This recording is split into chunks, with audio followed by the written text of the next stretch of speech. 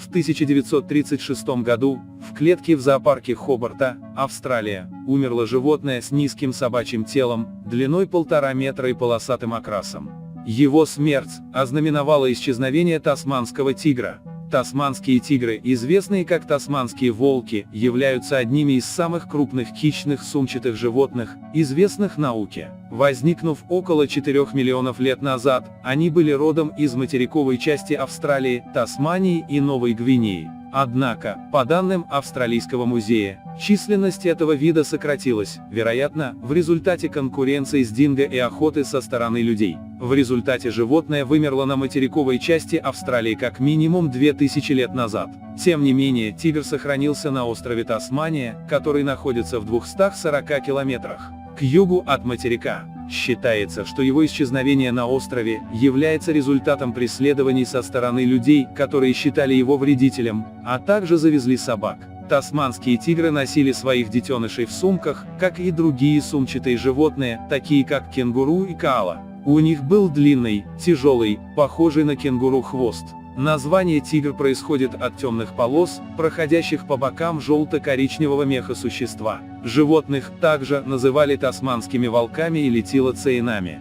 Тилоцеин имел окрас от песчано-желтовато-коричневого до серого с несколькими отчетливыми темными полосами вдоль спины, из-за которых он получил прозвище тасманского тигра.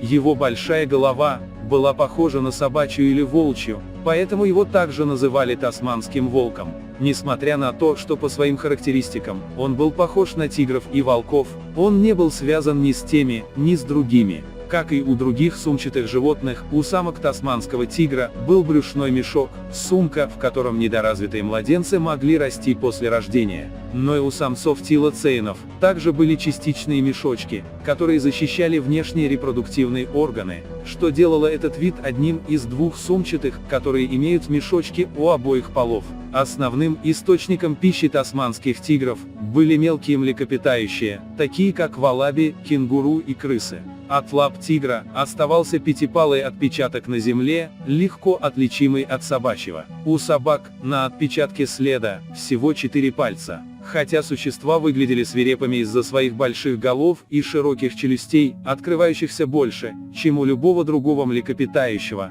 на самом деле, они были не агрессивными и скрытными. Самые большие экземпляры тасманских тигров вырастали до 1,8 метров в длину, включая хвост, и достигали 0,8 метра в холке. В конце 19 века, когда люди переселились на территории тасманских тигров, между ними возникли конфликты. Фермеры обвиняли тигров в гибели скота. Развитие сельского хозяйства и возделываемых земель также мешало среде обитания животных. За этих существ была назначена награда, и тысячи из них подвергались преследованию, или были убиты. К тому времени, когда правительство Австралии принялось защищать тигров, было уже слишком поздно. Результатом такого внимания со стороны людей стало то, что животные, бродившие по Австралии и Новой Гвинее в течение тысячелетий, остались только в виде экспонатов музея. Тасманский тигр, возможно, выжил.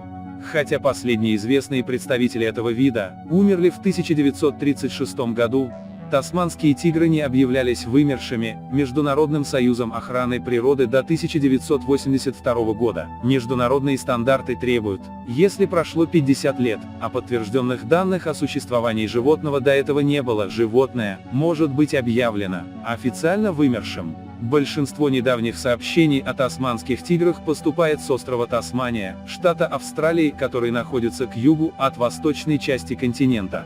Площадь Тасмании составляет 68 401 квадратных километров, и там проживает около полумиллиона человек.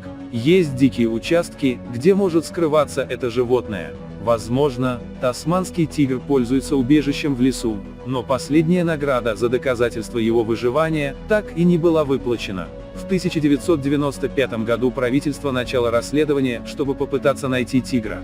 Кроме того, многие криптозоологи, любители искали животных. Пока что тигры, если они еще живы, ускользают от искателей и науки. Территория между реками Артур и Пиман объявлена заповедником для тилоцеинов.